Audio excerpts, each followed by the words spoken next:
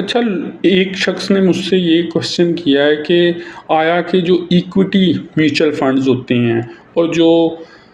उसके अलावा इक्विटी के अलावा फिक्स्ड इनकम्स या मिक्स्ड फंड्स होते हैं, हाइब्रिड फंड्स होते हैं, तो इन तीनों में से सबसे बेस्ट फंड्स कौन से हैं इन्वेस्टमेंट के लिए?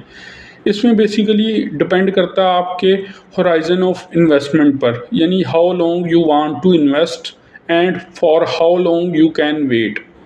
तो ये अगर आपको चीज़ पता है और आपको अगर जल्दी नहीं है, आप लंबे अरसे के लिए इन्वेस्ट कर रहे हैं, तो फिर तो इक्विटी फंड्स यानी स्टॉक्स, यानी स्टॉक मार्केट, कैपिटल मार्केट, वो आपके लिए बेस्ट है। लेकिन अगर आप वक्ती तौर पर साथ-साथ अपने रिटर्न्स को एंजॉय करना चाहते हैं, तो उसमें बेस्ट क्या रहेगा कि हाइब्रिड फंड्स आप